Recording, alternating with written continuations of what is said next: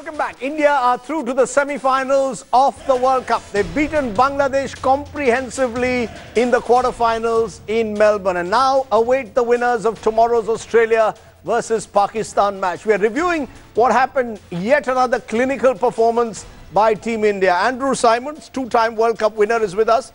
Nikhil Chopra, former India international, is with us. Saurav Ganguly, former India captain, and Boria Majumdar, consulting editor, sports here at TV Today, as well as the author of Sachin Tendulkar's biography, with us. But let's carry forward this debate at the moment about Rohit Sharma. We can talk about Dhoni again later, but Rohit Sharma there, Saurav and Boria, was quite remarkable today. He was the one batsman who hadn't got a big score as yet in this tournament. Comes today, scores a big 100. How good is... With every big innings that Rohit scores, we think it's a breakthrough innings. Now he's going to arrive on the world stage. Do you think today was a breakthrough innings, or you need to see him perform again in the semis and finals, Saurav, Boria?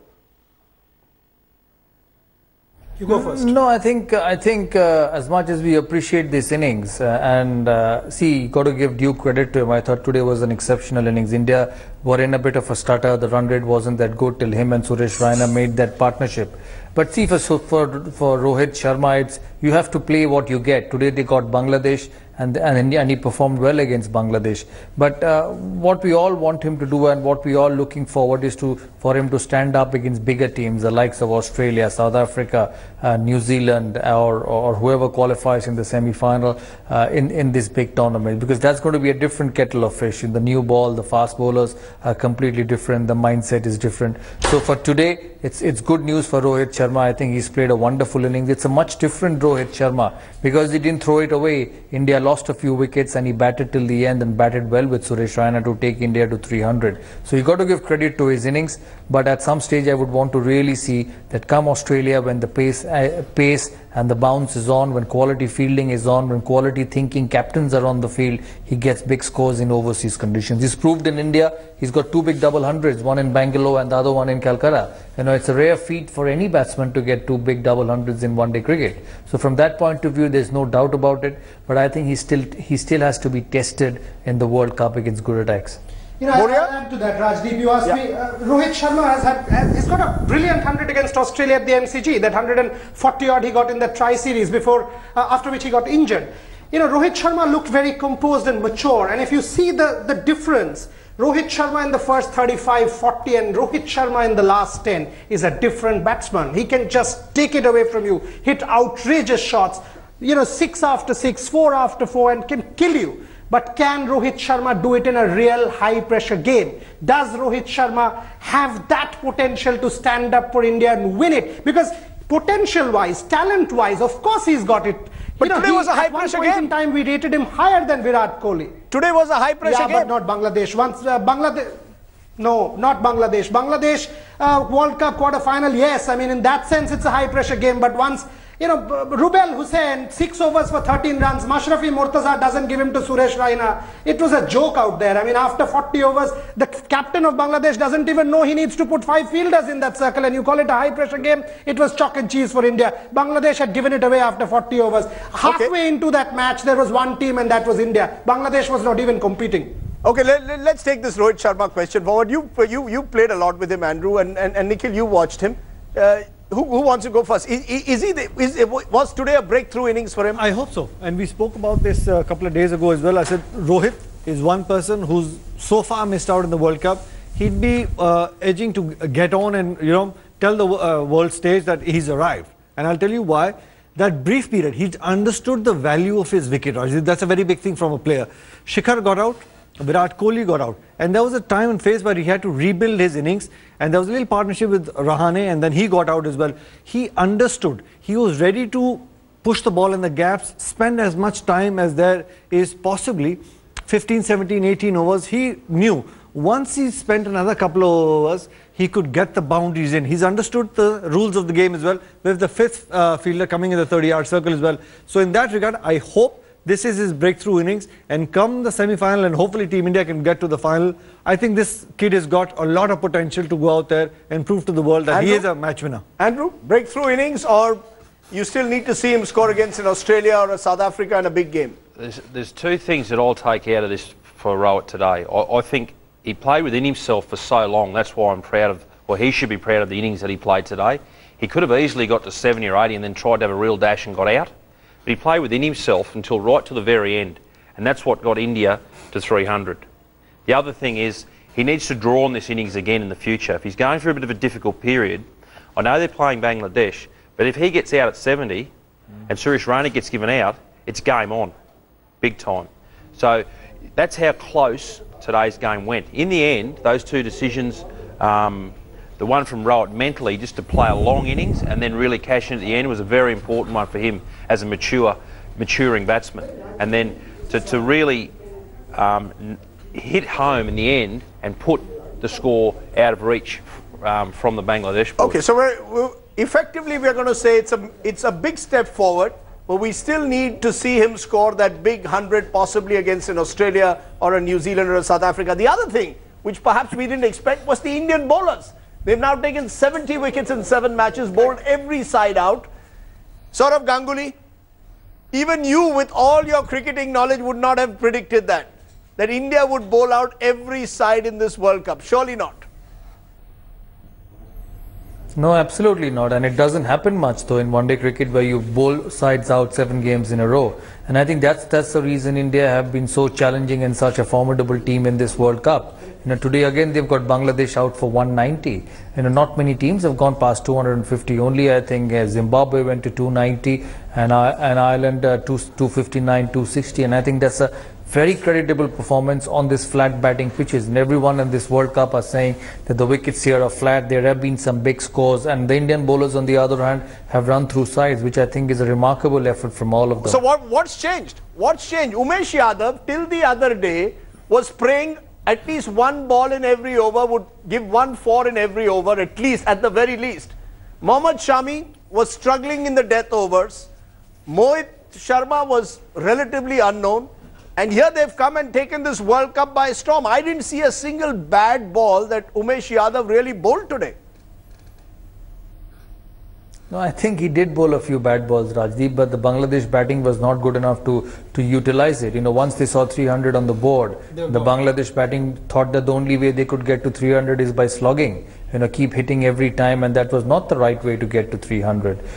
He will be tested against good oppositions, but you got to give credit to Umesh Yadav. I said that 7 or 8 months ago when he was not in the squad, that where is he disappeared? Because he's got pace, he bowls high 140, 145, he's got bounce and carry, he gets the ball to swing, and why isn't he playing for India till they got him back against the one-day series against Sri Lanka where he picked 10 wickets and there hasn't been stopping for him since then. You could make out that he's quality, because very rarely in world cricket, and Andrew will agree, because he's been in Australian cricket where there are a lot of good fast bowlers around, that very rarely you get someone bowling at 144, 145 consistently, and it's even more rare in Indian cricket. So when you get that sort of ability bowler, you don't keep him in the dressing room, and I'm very happy that he's playing. I'm very happy that he's performed. He's a young guy, and with proper guidance, proper experience, he's only going to get better. Would it be fair to say then that our bowlers are actually winning us these matches? I know we've scored 300 in every match, but at the start of the tournament, there was a feeling that the bowlers would let us down. So if we have to give credit, let's say on a scale of 10, should we be giving 7 out of 10, 8 out of 10 to our bowlers, and maybe 7 out of 10 also to the batsmen, but the bowlers slightly edging it at the moment over our batsmen, including Ashwin, for example? Rajdeep, there's no doubt about it. You're spot on. I mean, maybe 9 out of 10. I mean, you've bowled 7 times out of 7, you give them 10 out of 10. I mean, what do you want? They've done everything that you possibly can ask of them. And the way they, bowling and fielding has been a revolution as far as I'm concerned. Ravichandran Ashwin diving and saving balls. Ravindra Jadeja hits the wicket every time. The bowlers are just giving it back to every opposition. This is an unstoppable Indian side. Saurav was smiling when you said Ravichandran Ashwin diving, because for a moment Saurav must have wondered whether you're going to give him credit for diving on an Australian field. Saurav, these fielders must be making you really feel old, huh? Rajdeep, I'm old, I'm 42. So don't compare me now with what Ravindra Jadeja or Ashwin is doing. Are you telling me that in your prime, are you telling me in your prime you used to feel like Ravindra Jadeja? No, I will settle that issue 1:1 when I meet you separately. But for the time being, I think India is a brilliant one-day fielding outfit, and there are quite a few brilliant fielders in the ground. I'll interrupt you there. In Saurav's house, in his drawing room, Rajdeep, next time you come to Calcutta, there is a picture of Saurav Ganguly flying with his hand up there taking a catch, and it's got a pride of place in his drawing room. That's a Photoshop. He has photoshopped that picture. That's a Photoshop picture. And Rajdeep feels everything for Saurav Ganguly has come so easily. You get to the ground, you jump on a tree, pluck some apples, and you get hundreds and take catches and take wickets. That's not the case, Rajdeep. We all have to work for our runs and wickets anyway. I know where Rajdeep is coming from. There's not a bad bone in what he says, so that's fine. But in terms of the Indian team, I think they're an outstanding fielding side. It's not just Ravindra Jadeja. There are quite a few in that side who are brilliant fielders.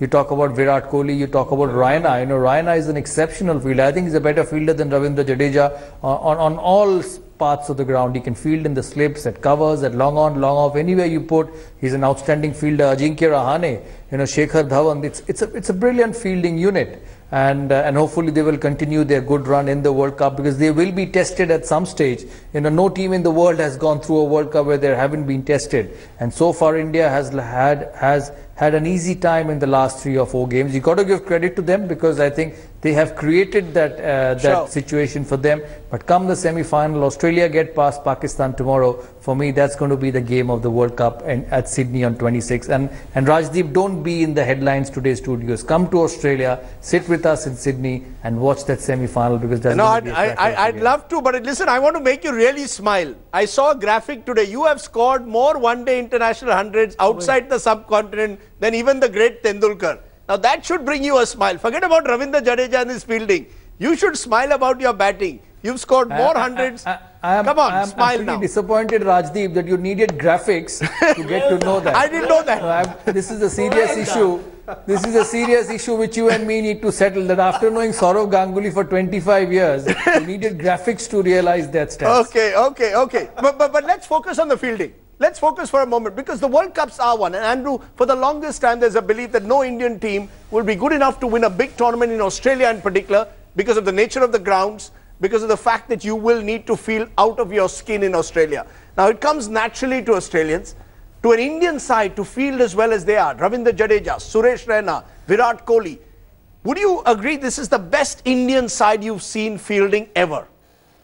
That you've seen in your experience? Yeah, quite possibly, yeah. But I think what you put it down to is I think they're a lot fitter and stronger than the old style Indian cricketers. There's a lot of focus now on the Indians being fit and strong. You're going to get Saurav in trouble. Starting saying old style cricketers are not as fit as young cricketers. You're going to put Saurav again in trouble. But go ahead, Andrew. No, I'm not having a shot at Saurav. He was a different style cricketer. These young cricketers now, they're fit, they're fast, they're strong, you know. And one-day cricket, you know, I've seen sides and been involved in sides that have won big games purely through their fielding, you know. Two super catches and 2 run-outs. It knocks the guts out of any good side. And I've seen that witnessed by purely being fit and strong, and also the way that you go about your fielding training, the intensity of it, and how hard the ball gets hit at your training. And these sorts of things aren't flukes. Nikhil, best one-day side, fielding side at the moment that India has produced? Well, so far, yes, absolutely. In terms of the whole combination, like you spoke about, and Mahendra Singh Dhoni very briefly touched upon the fact that we don't have any sort of fielders that we need to hide. You know, guys in the outfield can be good with good arms. If you remember that South Africa game, A.B. de Villiers run out, Mohit Sharma from the boundary, right over the stumps. That one run out, one good catch, one bad shot turns the game on its head. Out of 6 batsmen, you get 2 guys out with a brilliant catch and a run out. You only need to deal with the rest of the 4. So, by far, you're absolutely right. This is probably one of the best fielding units that I've seen. Let me then come to the big question, of course. We've defeated Bangladesh, but there is the big match that lies ahead on the 26th, the semi-finals. Saurav, tomorrow Australia plays Pakistan. Your bet, Australia to win easily? Yeah, I presume so, Rajdeep, because they're a superpower. You look at that Australian side, and I've played with that terrific Australian side which Andrew Symonds was a part of. This team looks a serious side as well, and I think Andrew will agree. With James Faulkner coming at number 8, and Brad Haddin at 7 and Mitchell Johnson at 9. That's a serious batting lineup. And look at Glenn Maxwell at number 6. The 100 he got against Sri Lanka. He can turn the game on his head.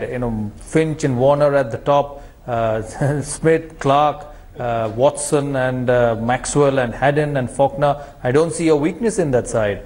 They are a serious side, to me a contender. But I can bet you one thing, the way India has played in this World Cup, if they meet Australia in the semi-final, and I mean it, it's going to be a 50-50 game. They asked me before the South Africa game, between India and South Africa, who's going to win? I said India. They asked me yesterday whether Bangladesh can compete. I said it's a cakewalk. And I say when India meet Australia in the with his pace, then there's Watson and there is James Faulkner himself. So there are 4 bowlers and 2 of them are genuine all-rounders. I think Australia have done the right thing by making Watson bat at 5.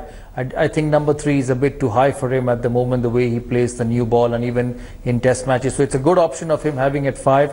The only adjustment which Australia need to make against Pakistan tomorrow and even against India in Sydney is that do they continue with Xavier Doherty or they play another fast bowler? If I was Michael Clarke, I would play another fast bowler in Pat Cummins or Josh Hazlewood. I think Josh Hazlewood is a serious bowler, a very good young talent. I would actually play with 5 fast bowlers and then make Maxwell and Michael Clarke do the job. And I think Michael Clarke is thinking that way because I saw him bowl a few overs in their last game. So That's his right. mind's sticking that way, and I think that's going to be a serious bowling attack.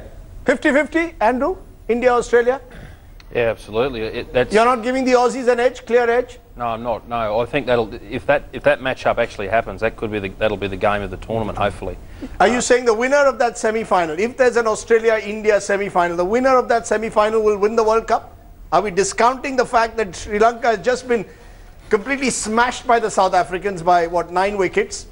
And New Zealand has done remarkably in this tournament. Are we saying the real match of this tournament is that Australia-India semi-final winner? I reckon if South Africa make the World Cup final, I've got it here because whoever won today was a unique day, Saurabh, when that national anthem was played of Bangladesh and India. The 2 countries in a sense came together because Rabindranath Tagore was the one who composed both those anthems, and that doesn't happen too often in the world game. So 2 Bengalis, Boria and Saurabh there, and you were both on the right side of Kolkata. You are not in Dhaka, so you can celebrate today with Rasgulla and much more today. I hope you get Rasgulla in Melbourne. You get Rasgullas in Melbourne? Hilsa as well, Rajdeep. Don't worry, not only Rasgulla, we'll have Hilsa as well. We've arranged Hilsa, so no question. We'll celebrate with loads of Bengali food and Bengali music. Okay, great. So Macher Jhol and Rasgulla, that's what Saurabh is ordering at the moment on his mobile. He's ordering Macher Jhol and Rasgulla for his for dinner today. Saurabh Ganguly, Boria Majumdar, pleasure having you there from Melbourne.